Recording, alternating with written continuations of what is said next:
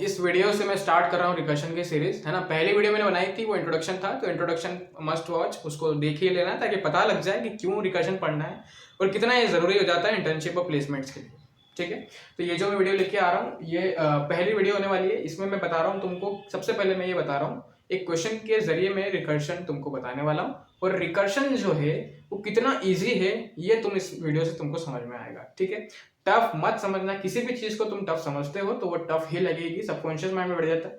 बाकी अगर तुम उसको इजी समझोगे तो वो इजी लगेगी, भले टफ भी हो तो भी हम उसको इजी बोलेंगे तो वो इजी लगने लग जाएगी। ठीक है, अब मैं पहली वीडियो है इसमें मैं तुमको बताऊंगा कि क्या एल्गोरिथम होगी जिससे तुम रिकर्शन लगा पाओगे।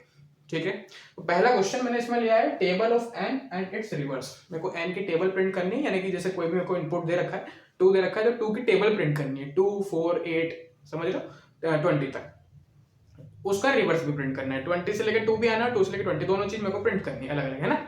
तो पहले अपन सीधा प्रिंट करके देखते हैं, फिर उल्टा भी समझेंगे उल्टा कैसे प्रिंट करना है ना। तो चलो अपन देखते हैं इसको कैसे क्या करना है। एक बात समझना कि अगर मैं इसी क्वेश्चन को तुमको फॉर लूप से करने को बोलूं तो तुम कितनी आसानी से कर दोगे। 1 से लेकर 10 तक का लूप लगाया, है ना, और सीधे ऑर्डर में प्रिंट हो गई टेबल, और रिवर्स ऑर्डर में अगर प्रिंट करनी है तो 10 से लेकर 1 तक का लूप लगा देंगे। ठीक है, ये 2 कंडीशन होगी। ठीक है, अब अपने को रिकर्शन अगर लगाना है तो पहली कंडीशन आती है बेस केस। तुमको बेस केस पता होना चाहिए, यानी कि बेस केस तुमको पता होना चाहिए, यानी कि स्मॉलेस्ट वैलिड इनपुट जिस पे हमारा रिकर्शन काम करे वो बेस केस हो गया, यानी कि जहां पर रिकर्शन रुक जाए। ठीक है, जो एंड पॉइंट होता है ना, बेस केस का क्या मतलब हो गया, एंड पॉइंट ऑफ रिकर्शन, इससे समझो तुम एंड पॉइंट। सेकंड नंबर पे तुमको रिकर्शन रिलेशन पता होना चाहिए।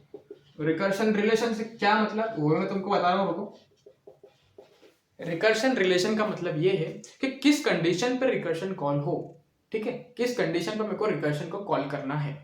एक बार मैं रिकर्शन तुमको फिर से इसमें इस वीडियो में बता देता हूं, अभी बता देता हूं। रिकर्शन का मतलब ये होता है कि अगर एक फंक्शन खुद अपने आप को कॉल करे उसकी बॉडी के अंदर तो उसको रिकर्शन बोलते हैं। ठीक है, अगर फंक्शन खुद को ही कॉल कर रहा है तो उसको रिकर्शन बोलते हैं। अब इसके क्वेश्चंस अपन देखते हैं। इस वीडियो से मैं स्टार्ट किए हैं, मैंने 2 कंडीशन बताई है। पहली कंडीशन है बेस कंडीशन, तुमको एंड पॉइंट पता होना चाहिए रिकर्शन का। सेकंड कंडीशन आती है रिकर्सिव रिलेशन, जिस रिलेशन से तुम रिकर्शन अप्लाई कर रहे हो। ठीक है, अब इससे रिकर्सिव रिलेशन क्या करता है ना कि जो मेरा इनपुट है ना, जो मेरा इनपुट है ना, उसको ना छोटा करते जाता है। इनपुट को सब प्रॉब्लम्स में डिवाइड करता है। छोटा करने का मतलब ये है कि जो मेरा इनपुट है उसको सब इनपुट्स में डिवाइड करते जाएंगे और लास्ट में जाके हमको एक स्मॉलेस्ट वैलिड इनपुट मिलेगा, उसी को बेस केस बोलते हैं, वही एंड पॉइंट होता है। यानी कि क्या होता है कि रिकर्सिव रिलेशन हमारे इनपुट को ना छोटा करते जाता है। ये छोटा हुआ, फिर ये और छोटा हुआ। ठीक है, आते आते कि स्मॉलेस्ट वैलिड इनपुट पे आता है उसको बोलते हैं एंड पॉइंट। एंड पॉइंट का मतलब बेस केस। ठीक है, अभी तो सिर्फ ये समझ लो ये क्या है। अब मैं रिकर्शन इधर बता रहा हूं, इस क्वेश्चन के जरिए हम रिकर्शन समझ रहे हैं कि क्या होता है रिकर्शन। ठीक है, अब देखते हैं इधर। इसको बस एक बार माइंड में बिठा लो कि रिकर्शन का क्या मतलब। हमको एक बेस केस मालूम होना चाहिए, अरे किसी भी चीज का एंड पॉइंट पता होना चाहिए, और दूसरी चीज की रिकर्शन रिलेशन क्या है, किस कंडीशन पर मैं रिकर्शन कॉल करूं और क्या उसमें पैरामीटर्स चेंज करूं जिससे रिकर्शन मेरा वर्क करते जाए करते जाए करते जाए। रुकेगा कहां पे, वो रुकेगा मेरा एंड पॉइंट पे आके। एंड पॉइंट क्या है, मेरा बेस केस। ठीक है, इतनी बात समझ में आ गई। चलो क्वेश्चन पे आते हैं अपन। इसमें अगर तुमको प्रिंट करनी हो टेबल तो मैं क्या करूंगा, इसमें मैं ना इधर इंट मेन में मैं इंट मेन लेता हूं इधर। अभी इसमें मैं क्या करता हूं, सी इन कर लेता हूं पहले तो एन की वैल्यू, है ना, यूजर से इनपुट ले रहा हूं मैं, और अब एन की मेरे को टेबल डिस्प्ले करनी है ना, एन की मेरे को टेबल डिस्प्ले करनी है तो मैं रिकर्सिव फंक्शन बना रहा हूं। मैं यहाँ पे लिखा प्रिंट टेबल, है ना, एन, और मैं 1 लिख रहा हूं यहाँ पे। चलो मैंने 1 क्यों लिखा इसका मतलब समझो पहले। मैंने 1 इसलिए लिखा इस क्वेश्चन में क्योंकि तुम देखोगे कि मेरे को ना n दे रखा है। अब मेरे को ना टेबल प्रिंट करनी है तो टेबल क्या होती है, 2 into 1 equals to 2, 2 into 2 4, 2 into 3 6, ऐसे जाते जाते 2 into 10 20। ठीक है, तो तुम देखोगे 2 तो हर जगह कांस्टेंट है। अगर मैं एक हिस्से की बात करें तो मेरे को 2 चाहिए, तो हमेशा ये वाला 2 तो कांस्टेंट है ना इधर वाला, लेकिन बदल क्या रहा है, ये बदल रहा है। चेंज कौन सा हो रहा है वेरिएबल, ये वाला चेंज हो रहा है। तो मेरे को एक कांस्टेंट वाला वेरिएबल इसमें लेके चलना पड़ेगा और एक बदलने वाला वेरिएबल मेरे को लेके चलना पड़ेगा। दो वेरिएबल मेरे को इसमें इसलिए लेके चलने पड़ रहे हैं क्यों, क्योंकि एक चीज कांस्टेंट है जो हमेशा मल्टीप्लाई होगी और दूसरी चीज जो है वो 1 से लेकर 10 तक की सिर्फ काउंट मेरे को रखना है ताकि मैं उसमें मल्टीप्लाई करके उसकी मल्टीप्लिकेशन टेबल लाके डिस्प्ले कर दूं। ठीक है, रिकर्शन बहुत ज्यादा इजी है, दिमाग में ये फिट कर लेना, क्योंकि किसी भी चीज को कठिन समझोगे तो वो तुमको कठिन लगेगी। कठिन से कठिन चीज को आसान बोलेंगे तो धीरे धीरे वो आसान लगने लगेगी। ये सबकॉन्शियस माइंड में बैठ जाता है तो उससे होता है। चलो वो मेरा टॉपिक नहीं है, लेकिन ये इंट में बनाया है यहाँ पे। अब मैं इस प्रिंट टेबल फंक्शन को लिख रहा हूँ ना, मैंने प्रिंट टेबल फंक्शन को मैं इधर लिख रहा हूँ, है ना। चलो तो रिटर्न टाइप अपन वर्ड रख देते हैं, अंदर ही अपन प्रिंट करा लेंगे। तो प्रिंट टेबल, ठीक है, इंट एन ले रहे हैं अपन इसमें, और क्या ले रहे हैं, इंटीजर टाइप वेरिएबल ले रहे हैं, सपोज आई। ठीक है, समझ आया। एन ले लिया और एक आई ले लिया, दो वेरिएबल ले लिया मैंने। एन तो मेरा वो है जिसकी टेबल मेरे को डिस्प्ले करनी है, मल्टीप्लिकेशन टेबल, और आई मेरा वो है जो 1 से लेकर 10 तक की मेरे को काउंटिंग लाके देगा। अभी मेरे पास तो वो 1 है ना, तो मेरे को पहला नंबर मिल सकता है कि नहीं। अरे मैंने जैसे इस फंक्शन को कॉल किया, सबसे पहले मेरे पास 2 आना चाहिए, तो मैं क्या इन दोनों की मदद से 2 ला सकता हूँ कि नहीं ला सकता हूँ, 100% ला सकता हूँ। कैसे ला सकता हूँ, मैं यहाँ पे लिख दूँ सी आउट, सी आउट कर देते हैं ना अपन, कोई दिक्कत थोड़ी है। एन इंटू आई, तो यहाँ से एंटर कर देते हैं। अब तुम बोलोगे यार ये इस लाइन से तो सिर्फ पहले वाले डिजिट आ जाएगी, बाकी की डिजिट्स तो आएगी ही नहीं। बाकी की डिजिट्स कैसे लाएं, ये एक लाइन हो गई ना, जिससे पहला 2 into 1 2 तो आ गया, बाकी के कैसे लाएं। तो बाकी के तुम एक चीज नोटिस करो कि क्या 2 चेंज हो रहा है, 2 चेंजिंग वेरिएबल नहीं है। चेंजिंग वेरिएबल कौन सा, सेकंड वाला वेरिएबल चेंजिंग वेरिएबल है। रिकर्शन में हमेशा तुमको पहचानना पड़ेगा कि कौन सा वेरिएबल चेंज हो रहा है ना। तो यहाँ पे तुम देखोगे सेकंड वाला वेरिएबल चेंज हो रहा है, और चेंज क्या हो रहा है, इसमें 1 में इंक्रीमेंट होगा तो 2 आएगा, 2 में इंक्रीमेंट 3, 3 से 4 होगा, और जाते जाते वो 10 होगा। समझ आया। अब मैंने इधर तुमको क्या बताया था, इधर आ जाओ। बेस कंडीशन एंड पॉइंट क्या होना चाहिए, ये पता करना चाहिए। और दूसरी चीज रिकर्सिव रिलेशन क्या होना चाहिए, मतलब रिलेशन ऐसा कौन सा रिलेशन होना चाहिए जिसपे तुम रिकर्शन कॉल करो। अब आते हैं इसमें, है ना, ये दोनों ध्यान रखना। अपन इसमें मैं बता रहा हूँ तुमको क्या करना है। चलो पहली वैल्यू मैंने प्रिंट कर दी 2, इससे मेरा प्रिंट हो गया 2 प्रिंट हो गया। इसके बाद में मैं लिख रहा हूं, मैं इसी फंक्शन को वापस कॉल कर रहा हूं। ठीक है, रिकर्शन का क्या मतलब होता है, सेम फंक्शन कॉल करें। तो अगर मैं यहाँ पे n लिख रहा हूं तो तुम बताओ यहाँ पे मेरे को क्या लिखना चाहिए। क्या मैं यहाँ पे i लिखूं, यहाँ पे 1 था, यहाँ पे 1 आया, यहाँ से 1 आया, है ना। तो यहाँ पे 2 into 1 2 प्रिंट हो गया। तो क्या मैं यहाँ पे i लिखूंगा, यहाँ पे मैं i+1 लिख रहा हूँ, ये लिखा मैंने i+1। ठीक है, अब क्या होगा, जैसे ये n है, ये 1 है, तो n into 1 आके 2 डिस्प्ले होगा, और फिर मैंने इसको n into i+1 पे कॉल किया, इसी वाले फंक्शन को वापस कॉल किया। ध्यान से देखना, फ्लो समझना इस चीज का। तो सबसे पहले मैंने क्या n और 1 पास किया था, तो मेरे पास आया 2। सपोज n की वैल्यू 2 थी, तो 2 into 1 आया मेरे पास, तो मेरे पास आया 2। ठीक है, ये प्रिंट हो गया। उसके बाद मैंने वापस इसी फंक्शन को मैं कॉल कर रहा हूँ, इसी फंक्शन को मैं कॉल कर रहा हूँ, और किस पे कॉल कर रहा हूँ, 2 और 1+1 2, है ना। अरे पहले i की वैल्यू 1 थी, अंदर आई, अब मैंने यहाँ से 1+1 2 पे कॉल किया, तो 2 और 2 पे कॉल होगा, तो 2 into 2 4 आ गया। कैसे आ गया, यहाँ पे प्रिंट कर रहा हूँ मैं n into i। अरे जब वापस इसमें जाएगा तो i की जगह पे यहाँ पे i+1 आएगा ना, समझ रहे हो कि नहीं। तो ये 4 आया। अब वापस में जब इसमें आऊंगा, यहाँ से मेरा 4 प्रिंट हुआ, तो मेरे को वापस i में इंक्रीमेंट करना है, यानी कि ये जो 2 था अब ये इंक्रीमेंट होकर क्या जाएगा, 3 हो जाएगा, ये 3 हो गया। वापस अंदर आएंगे तो फिर ये जाएगा कितना, 2 into 3 6। समझ आ रहा है कि नहीं आ रहा है।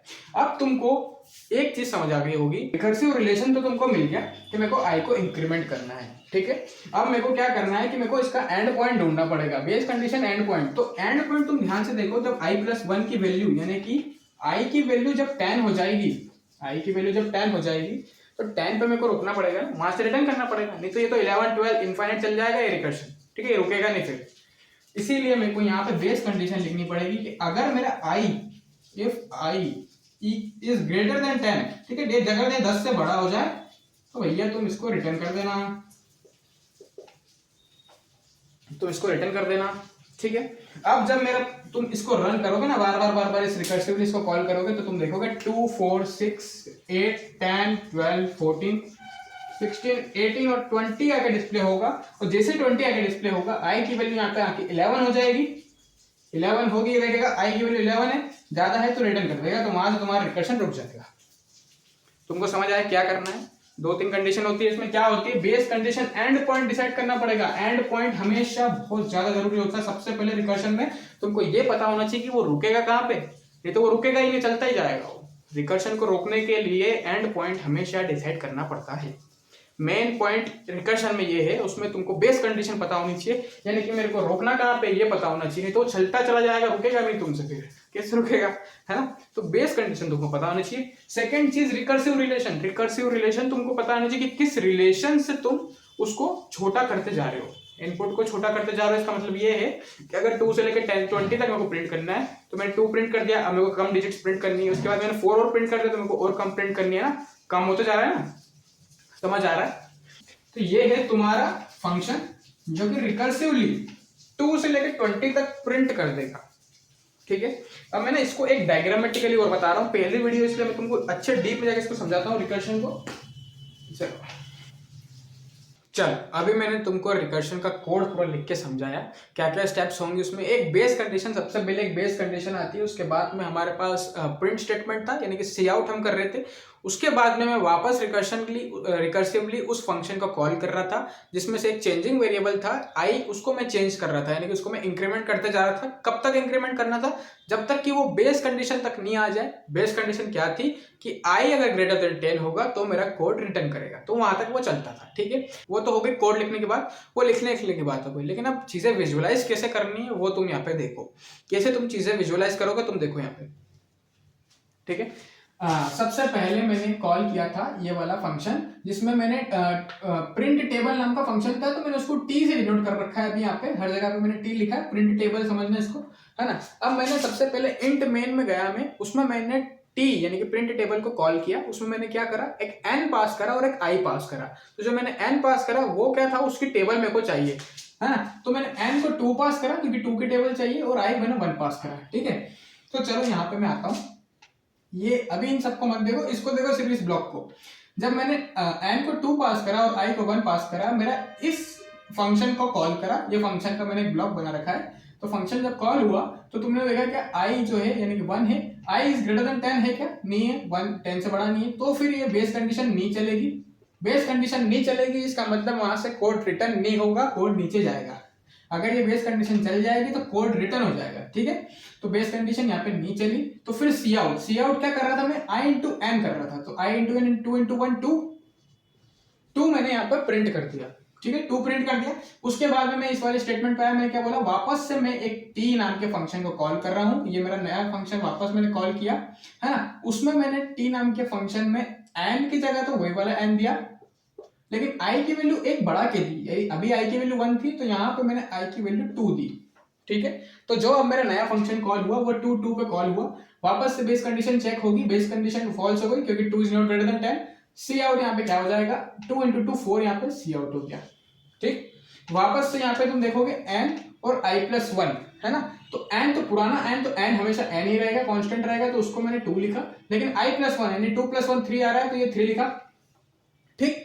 अब ये जब इसके लिए कॉल हुआ, यहां से ये कॉल हुआ, तो बेस कंडीशन चेक होगी, बेस कंडीशन फिर से फॉल्स हो जाएगी। 3 इंटू 2 6 आगे प्रिंट हो जाएगा, ठीक है। बेस कंडीशन ट्रू कहां पे होगी, जब मेरा आई की वैल्यू 10 से बड़ी आ जाए, यानी कि 11 आ जाए, जब जाके तुम्हारा कोड रिटर्न होगा। नहीं तो फंक्शन रिकर्सिवली कॉल करते जाएगा। देखो कैसे हो रहा है सब चीजें, ठीक है। यहाँ पे 6 प्रिंट हुआ, ये मैंने एन और आई प्लस 1 के लिए वापस कॉल करा, इस स्टेटमेंट से वापस कॉल होगा, यहाँ पे आएगा, है ना। तो क्या कॉल होगा, 2 और अभी 3 था तो 4 पे कॉल हुआ। तो फिर मेरा यहाँ पे क्या सी आउट होगा, क्योंकि बेस कंडीशन अभी भी नहीं चलेगी, तो सी आउट यहाँ पे मेरा 8 हो गया। यहाँ से फिर से मैंने कॉल किया, तो मेरा टी यहाँ पे क्या है 2 और क्या आ गया 4 था, तो 5 हो गया। बेस कंडीशन अभी भी नहीं चलेगी क्योंकि 5 इज नॉट ग्रेटर देन 10, तो सी आउट क्या होगा, 5 इंटू 2 10 हो गया, ठीक। अब वापस ये वाली कंडीशन चली, इधर नीचे आ गया मैं, तो वापस मैंने कॉल किया था, क्या करा 2 और 5 यहाँ पे था, तो आई प्लस 1 पे कॉल करा, तो 6 आया, ठीक है। बेस कंडीशन फिर से नहीं चली, 6 2 12, मैंने 12 प्रिंट करा। 12 मेरा प्रिंट जैसे ही हुआ, मैंने वापस यहाँ पे टी नाम का एक फंक्शन फिर से कॉल करा, तो मेरा ये नया फंक्शन कॉल हो रहा है ना। उसमें क्या है 2 और 6 प्लस 1 7 कॉल हुआ। ये बेस कंडीशन फिर से नहीं चली, 7 2 14 यहाँ पे आ गया, वापस कॉल करा। इसी तरीके से तुम कब तक कॉल करते जाओगे, जैसे 2 8 आया, 8 भी 10 से बड़ा नहीं है, तो 8 2 16 प्रिंट हो गया, ठीक है। वापस कॉल करा, 8 प्लस 1 9 पे आया मैं, तो 2 और 9 कॉल हुआ। तो यहाँ पे मैंने सी आउट 9 2 18 तो कर दिया, लेकिन वापस से जब मैंने इसको कॉल किया तो मैंने आई की वैल्यू एक और इंक्रीमेंट कर दी, तो 2 और 10 हो गया, ठीक है। ध्यान से देखना, 2 और 10 जब ये हुआ तो तुम यहाँ पे क्या लिख रहे हो, यहाँ पे क्या देख रहे हो कि आई ग्रेटर देन 10 होगा, बेस कंडीशन क्या है 10 से बड़ा होना चाहिए, अभी भी ये 10 से बड़ा नहीं है, तो अभी भी बेस कंडीशन नहीं चल रही है, तो वापस सी आउट होगा 2 इंटू 2 20, 2 इंटू 10 20 सॉरी। उसके बाद वापस से फंक्शन कॉल होगा, किसके लिए कॉल होगा टी, ठीक है 2 और 11 के लिए कॉल होगा, क्योंकि 10 पहले था, 10 प्लस 1 11 के लिए कॉल करा, जैसे 11 के लिए कॉल करा बेस कंडीशन ट्रू हो जाएगी भैया, हो जाएगी, क्यों 11 इज ग्रेटर देन 10 आ रहा है ना, तो उसके बाद का कोड नहीं चलेगा, ठीक है। जैसे बेस कंडीशन ट्रू हुई, क्यों नहीं चलेगा, क्योंकि मेरे बेस कंडीशन में रिटर्न रहता है, रिटर्न लिखा हुआ था, तो रिटर्न है इसका मतलब वहीं से कोड रिटर्न हो गया। अब रिटर्न कहाँ पे हुआ वो देखना ध्यान से, ये कोड मेरा रिटर्न हो गया, अभी मैंने क्या इसके बाद कॉल करा था ना, तो ये वाला मेरा जो कोड है ये रिटर्न हो गया सीधा यहाँ पे, इस वाले फंक्शन कॉल के इस वाले स्टेटमेंट के बाद में मेरा ये कोड रिटर्न हुआ, और मैंने देखा इसके बाद में कुछ भी नहीं है, कुछ भी नहीं है ना, तो मतलब ये वाला फंक्शन कॉल हो गया कंप्लीट, ये वाला फंक्शन क्या हो कॉल क्या हो गया कंप्लीट। अब जब ये वाला फंक्शन कॉल कंप्लीट होगा तो वो ये आएगा इसके नीचे, यानी कि ये मैंने कॉल किया था यहाँ से, ये वाली लाइन कंप्लीट हो चुकी है, तो मेरा कोड आ गया यहाँ पे। अब इसके नीचे भी कुछ भी नहीं है, यानी कि ये भी ऑटोमेटिकली कंप्लीट हो गया, और मेरा ये आ गया कोड यहाँ पे। अब मैंने ये कॉल करा था यहाँ से, लेकिन ये कंप्लीट हो चुका है, इसीलिए अब मेरा कोड जाएगा यहाँ पे, क्योंकि ये मैंने कॉल किया था ये भी कंप्लीट हुआ, सिमिलरली ये जाता जाएगा, इसको बोलते हैं बैक ट्रैकिंग, पीछे पीछे जाता जा रहा हूं मैं, है ना, उल्टे जा रहा हूं, ठीक। यहां पे आके फर्स्ट स्टेटमेंट में जब मैंने इसको कॉल किया था, अब जाके ये कंप्लीट हुआ है, अब जाके तुम्हारा रिकर्शन खत्म हुआ है। अभी तक तो तुमको क्या लग रहा था कि 2 से लेकर 20 तक प्रिंट हो गया, यानी कि रिकर्शन इतना ही चला, लेकिन वो पीछे फिर से आया था, रिटर्न आया था वो, ठीक है। तो ये तो तुम्हारा मैंने पूरा विजुअल तुमको बता दिया कि कैसे तुम इसको दिमाग में सोचो, कैसे कि क्या हो क्या रहा है आखिर, ठीक है। अब मैंने रिवर्स ऑर्डर का तुमको बोला था, तो तुम खुद सोचो रिवर्स ऑर्डर में इसको कैसे प्रिंट कर सकते हैं। ये तो हो गया सीधा प्रिंट करना। अब अगर मेरे को रिवर्स ऑर्डर में प्रिंट करना है, तो तुम खुद सोचो कि मैं अभी सीधा सीधा भी आया था, ये वाले जो मेरे एरोज हैं ये मैं सीधा चल रहा था, है ना, ये सीधा चल रहा था, तो मैं क्या प्रिंट करते जा रहा था 2 4 6 8 10 12 14 16 18 20, है ना, ये मैंने प्रिंट कर दिया, 2 की टेबल पूरी प्रिंट कर दी। क्यों ना मैं क्या करूं कि जो मेरा प्रिंट स्टेटमेंट है उसको मैं फंक्शन कॉल स्टेटमेंट के बाद में लिखूं। अगर मैं प्रिंट स्टेटमेंट को फंक्शन कॉल के बाद में लिखूंगा तो क्या होगा, ध्यान से देखो इधर, अगर मैं क्या करूं सी आउट को नीचे लिखूं और इसको ऊपर लिखूं, है ना, तो तुम जब इधर आओगे ना तो पहले सी आउट नहीं होगा, सी आउट इसके बाद होगा। हमेशा मैं सी आउट को अगर इसके बाद लिखूं तो क्या होगा, ध्यान से देखना, अब सी आउट को मैं यहां लिखूंगा इसके बाद, इसके बाद में अगर सी आउट को लिखूंगा तो तुम देखोगे कि जब मैं रिटर्न में आऊंगा ना तब चीजें वर्क करेगी, ठीक है। पहला तो तुमको समझ में आ गया ना कि 2 से लेकर 20 तक कैसे प्रिंट करना है। अब मैं तुमको रिवर्स ऑर्डर बता रहा हूं, तो उसमें सिर्फ 2 लाइन ऊपर नीचे करनी है। कौन कौन सी 2 लाइन, ये सी आउट वाली लाइन को नीचे लाना है और इस स्टेटमेंट फंक्शन कॉल को ऊपर ले जाना है। उससे क्या होगा, ध्यान से देखना, 2 से लेकर 20 क्यों प्रिंट हुआ था, क्योंकि मैं सीधा जा रहा था, और सीधे जाते समय मेरे को सी आउट फंक्शन कॉल के पहले मिल रहा था, इसलिए वो होता जा रहा था, इसलिए वहां पे प्रिंट होती जाती चीजें, ठीक है। लेकिन अगर मैं सी आउट बाद में लिख दूं तो क्या होगा, ध्यान से देखना, सी आउट बाद में लिखा, चलो मैंने बेस कंडीशन देखी फॉल्स हो गई, तो मैं अभी सी आउट इसके बाद में, यानी कि पहले फंक्शन कॉल है उसके बाद में नीचे सी आउट है, तो फंक्शन कॉल हुआ तो ये वाला फंक्शन कॉल हो गया।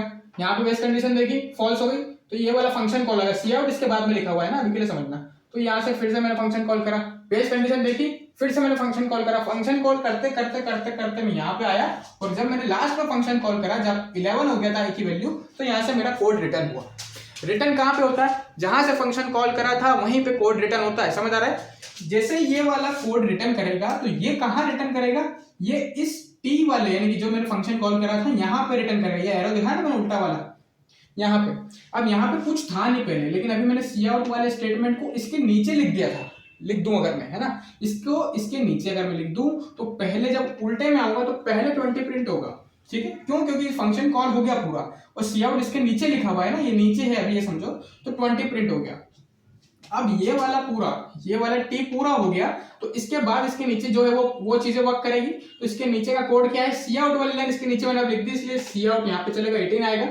सिमिलरली इस फंक्शन कॉल का कंप्लीट हो गया काम, तो इसके नीचे का कोड एग्जीक्यूट होगा, तो इसके नीचे अगर मैंने सी आउट वाली लाइन को नीचे कर दिया तो यहाँ पे 16 अब प्रिंट होगा, 14 फिर प्रिंट होगा, 12 10 8 6 4 2। समझ आया, फंक्शन कॉल और प्रिंट स्टेटमेंट को ऊपर नीचे करने से कितना कुछ फर्क पड़ गया।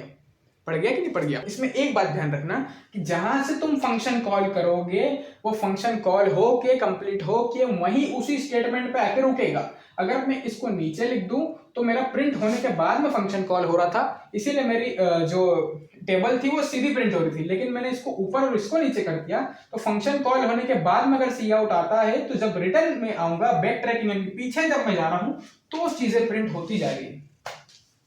ठीक है, ये पूरा मैंने विजुअलाइज करके बताया तुमको। रिकर्शन में दो चीजें मेन रहती है, बेस कंडीशन तुमको पता होनी चाहिए और दूसरी चीज क्या होना चाहिए, तुमको रिकर्सिव रिलेशन पता होना चाहिए, जिससे कि क्या चीजें कम होती जाए, इनपुट छोटा होता जाए और लास्ट में जाके बेस कंडीशन मिलेगी। वहां से तुम्हारा ये मेरा एंड पॉइंट है कि नहीं? अरे भैया i इक्वल्स टू 11 मेरा इसमें एंड पॉइंट हुआ, एंड पॉइंट है ना।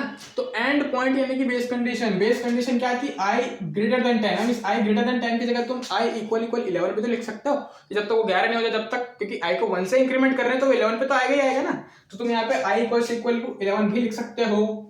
ठीक है, तो तुमको समझ आया कैसे सीधा और उल्टा मैंने प्रिंट करके बताया। तो रिकर्शन बहुत आसान है, तुम अभी स्टार्टिंग में क्वेश्चंस की प्रैक्टिस करना, तो ऐसे ब्लॉक्स बना बना के ही प्रैक्टिस करना ताकि चीजें माइंड में अच्छे से क्लियर होती जाए। उसके बाद डायरेक्ट मेथड्स पे जाना। इस वीडियो के डिस्क्रिप्शन में मैं कुछ लिंक्स कुछ क्वेश्चंस डाल रहा हूँ, क्वेश्चन के नाम डाल रहा हूँ कि ऐसा ऐसा करना। तुम वो वाले क्वेश्चंस को खुद से करके देखना है ना, 1 से लेकर एंड तक सीधा प्रिंट करना, उल्टा प्रिंट करना। मैं कुछ क्वेश्चंस की लिस्ट डाल रहा हूँ, वो सारे करना, उनमें ब्लॉक्स बना बना के करना, तो तुम्हारी अच्छी प्रैक्टिस हो जाएगी और रिकर्शन बहुत अच्छे से हो जाएगा। ठीक है, समझ आया रिकर्शन क्या है? तो आई होप मैंने तुमको अच्छे से समझा दिया हो कि कैसे क्या इसमें वर्क करता है, विजुलाइज करके पूरा बता दिया है। ठीक है, ये पूरा मेरे आई होप तुमको समझ में आ गया हो। फिर मिलते हैं नेक्स्ट वीडियो में, बाय।